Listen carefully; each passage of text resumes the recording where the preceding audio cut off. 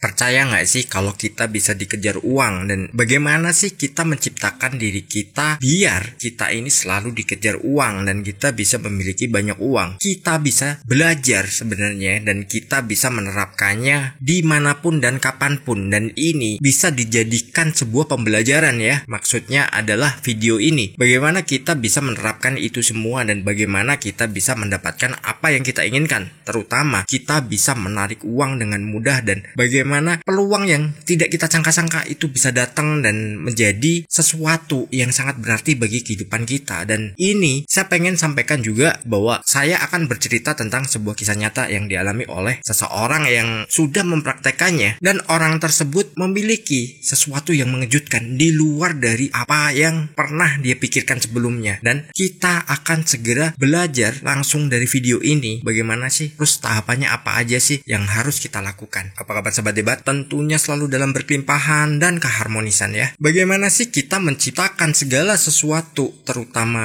bidang finansial ya, terutama keuangan, biar kita selalu memiliki apa yang sudah kita inginkan, hasil yang ingin kita capai, atau bahkan lebih dari itu. Apakah itu mungkin? Ya, semua itu mungkin, dan semua itu akan bisa kita dapatkan dengan metode-metode yang sudah banyak banget saya bagi di channel ini. Saya ada cerita ya, ada seseorang yang dia menerapkan law of attraction, bener-bener menerapkan law of attraction dan menerapkan segala yang dipelajarinya, dan dia mendapatkan kejutan-kejutan itu yang gak disangka-sangka. Bayangin aja, yang dulunya nganggur nih, terus tiba-tiba ada omongan, aku pengen keluar kota, atau cuman candaan aja, aku kerja di luar kota. Nah, tadinya seperti itu, padahal dia ini seorang expert ya di bidang pemasaran, dan gak disangka karena dia udah bilang begitu, tiba-tiba ada orang yang menghubungi nih, teman lamanya nih. Ini berkaitan dengan law of attraction karena saya udah sampaikan situasi, kondisi, dan orang. Ini ada teman lamanya yang menghubungi, sibuk apa? Oh, ini lagi gak sibuk, lagi gak ada job. Nah, akhirnya apa? Nih, ada yang butuh jasa kamu, bisa nggak? Tapi di luar kota. Nah, bener aja, diterima, oke? Dan ternyata apa pekerjaannya? Dia harus mengelola perusahaan yang udah sekarat.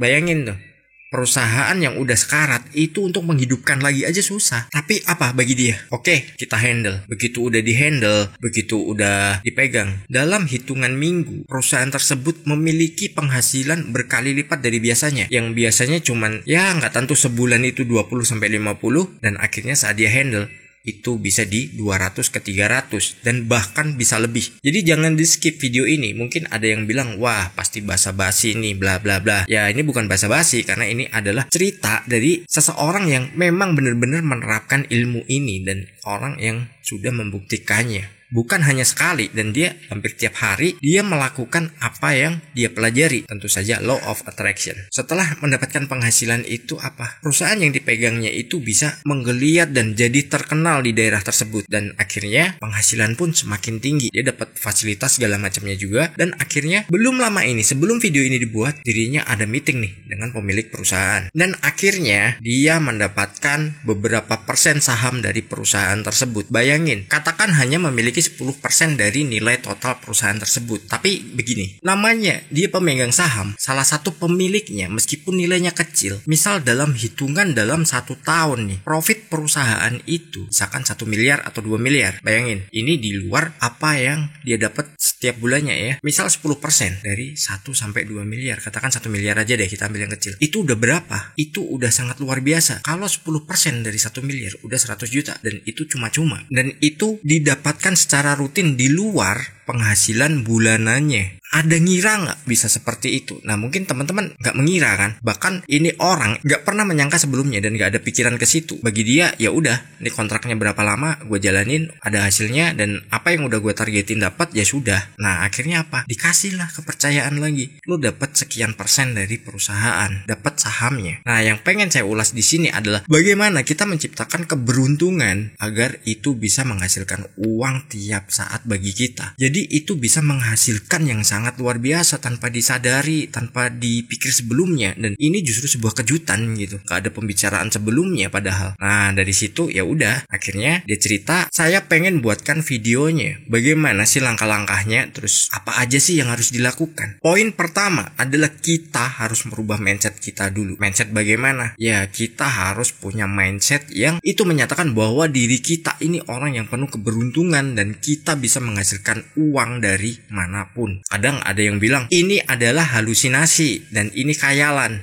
No, saya bilang semua hanya waktu yang menjawab, karena tiap orang ini waktunya beda-beda. Bayangin, kalau dalam 1 tahun terus dikasih saham perusahaan, minimal lah 10% dari perusahaan tersebut di luar penghasilan bulanannya, tapi setiap tahun dapat dividen, itu kita ngambil keuntungan 1 miliar. Nah, gimana kalau itu keuntungannya lebih? Pasti akan berkali lipat juga. Tapi si orang ini itu nggak bakal dia hanya puas dengan 1 miliar tersebut. Dia pasti akan meningkatkan lagi hingga lebih dari 2 miliar. Nah, hasilnya apa? Ya, hasilnya tentu saja dapat dividen yang lebih besar lagi. Karena apa? Mindsetnya udah dirubah. Mindsetnya udah dijalankan bahwa segala sesuatu itu bermula dari pikirannya, bermula dari apa yang dipikirkan. Kalau kita berpikir bahwa segala sesuatunya nggak mungkin, ya itu nggak bakal mungkin sampai kapanpun. Kalau kita berpikirnya, alah paling baru beruntung. Keberuntungan itu kita ciptakan ya. Atau misalkan ada yang beranggapan itu kebetulan saja. Ya nggak juga, nggak ada yang kebetulan. Semua sudah dirancang di sini.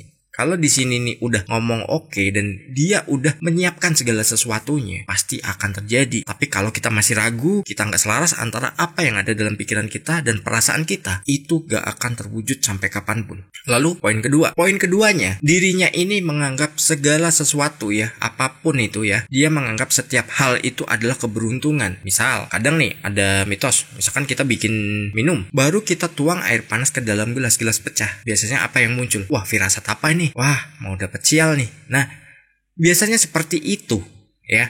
Tapi kalau itu dibalik bukan sebuah kesialan. Wah, tanda nih sampai nggak muat nih, kita terima duit, tempatnya harus diganti yang lebih besar dan lebih bagus lagi. Itu juga akan mengundang sama-sama kita melakukan pemikiran tapi hasilnya jauh berbeda. Nah, ini yang diterapkan orang ini. Saya nggak akan sebutkan siapa orangnya dan saya nggak akan tampilkan juga orangnya. Tapi yang jelas ini adalah sebuah cerita yang nyata. Bukan cerita lagi sih, karena saya saksinya. Saya tahu bagaimana awal dia, bagaimana dia bisa seperti ini. Saya sangat tahu dan saya tahu bagaimana proses-prosesnya. Makanya saya bagikan di video ini. Mungkin bagi teman-teman yang berpikiran bahwa keberuntungan itu hanya milik orang-orang tertentu, tolong segera dirubah ya, karena kita pun juga punya hak untuk mendapatkan keberuntungan. Sekarang kita menginjak ke poin ketiga. Poin ketiga ini adalah buang pikiran negatif. Kebanyakan pikiran negatif mendominasi diri kita dan pikiran negatif selalu ada pada diri kita. Nah, ini yang perlu kita buang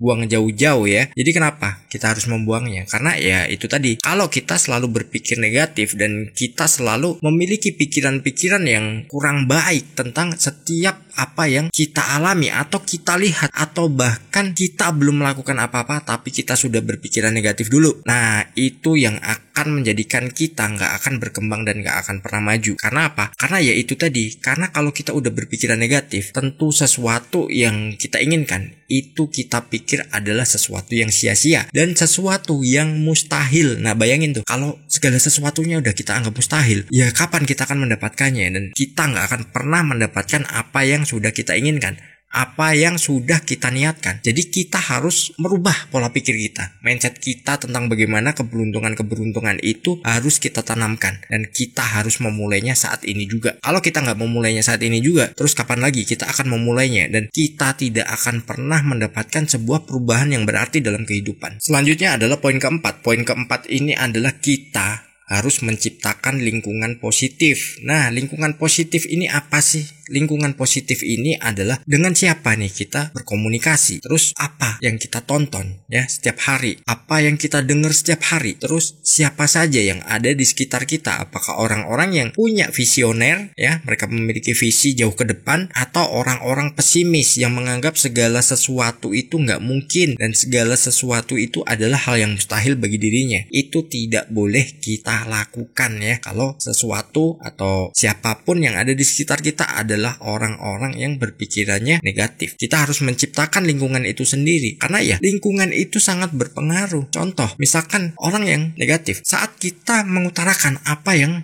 ada dalam diri kita, misalkan kita punya sebuah impian, mereka selalu yang akan menjadi pertama kali orang yang akan menjegal kita. Mereka berusaha menjadi mental block bagi kita, dan dirinya merasa ya itu sah-sah aja, itu biasa-biasa aja mungkin ya. Tapi dampaknya ke kita adalah jangka panjang. Kita nggak akan pernah menjadi siapa-siapa, dan kita nggak akan pernah menjadi apa-apa. Nah, dari situ ciptakan lingkungan-lingkungan yang pemikirannya sama.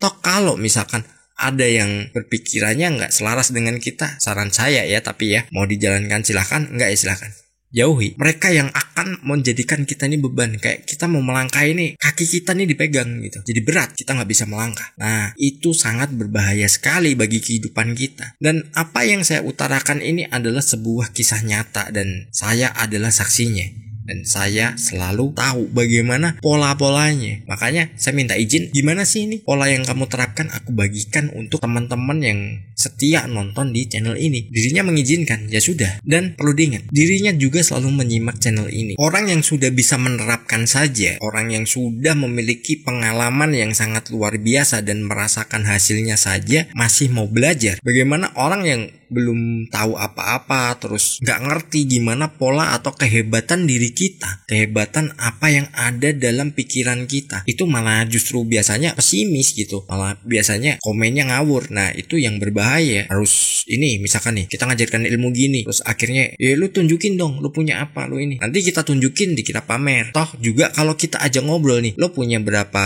buah RDN, nggak ngerti juga percuma kan. Kita bermainnya udah bukan yang sembarang-sembarang lagi, dan bahkan kita pengen menciptakan sesuatu yang bisa ngajak teman-teman semua ini untuk maju, untuk bisa menjadi seorang yang jauh lebih baik dari kondisi sebelumnya. Apalagi ini di awal tahun, kita harus memulainya. Abaikan kalau ada berita, wah ini mau resesi, mau apa. Ya, selama kita bisa mengontrol diri kita, pikiran kita, kita akan selamat dari itu semua. Karena jatuh bangunnya saya udah pernah mengalami, dan berulang kali saya bangkit dari rasa-rasa seperti itu. Mungkin kalau teman-teman paham, di setiap beberapa tahun ini sirkulasinya ya, circle-nya seperti itu. Jadi ada memang yang namanya sebuah krisis. Saya udah buat videonya juga ya, antara bagaimana krisis, bahaya atau peluang. Nah, dari situ teman-teman juga bisa belajar ya. Kita menganggap krisis ini apa sih? Bahaya atau peluang sih? Kalau bagi saya krisis adalah peluang. Yang nggak kalah penting ya, mungkin nanti ini juga ada video khususnya. Yang poin 5 ini adalah kita senantiasa bersyukur. Karena apa? Dengan penghasilan kita berapapun atau hasil yang kita dapatkan setelah menerapkan ini, kita harus bersyukur. Kalau kita nggak bersyukur, kita nggak akan mendapatkan tambahan-tambahan itu. Mungkin kita pengen target berapa tapi hasilnya belum maksimal. Akhirnya apa? Mengeluh. Itu nggak boleh. Jadi kita syukuri dulu. Bahkan saat kita denger nih informasi nih, bisa nggak bantu aku ini, nanti ada ininya, jasanya sekian. Nah, itu aja kita harus bersyukur, padahal kita belum menerima. Dengan itu akan menjadi tarikan. Nanti akan saya bahas sendiri ya untuk yang poin 5 ini, rasa syukur. Terus yang poin terakhir, poin 6 adalah kita harus terus belajar. Nah, tadi udah saya singgung kan, orang yang sudah menerapkan lama, orang yang sudah berhasil melakukannya, itu masih terus belajar dan terus mengasah dirinya. Bagaimana teman-teman yang baru mulai atau teman-teman yang baru mengenal ilmu ini, ya silakan terus belajar. Karena saya nggak menutup diri untuk teman-teman diskusi. Teman-teman bisa tulis di komentar, misalkan ada bingung nih harus bagaimana, ini benar atau enggak, teman-teman bisa tulis. Saya pasti akan balasnya, dan saya bakal ajak teman-teman juga diskusi juga, selama itu hal yang membangun. Tapi kalau hal yang negatif ya percuma. Jadi kalau misalkan nih ada yang nonton terus pengen komen negatif segala macamnya, ya ngapain lu nonton? Terapkan ini dan jalankan sampai kapanpun Anda bisa menerima apa yang sudah Anda impikan. Intinya satu, sering saya bilang, waktu kita tidak bisa menentukannya. Ada yang cepat, ada yang enggak. Kadang bisa hitungan hari, bulan, atau bahkan tahun. Jadi enggak semua orang langsung bisa dikasih cepat. Tergantung bagaimana pemantasan diri kita. Sukses berkelimpahan.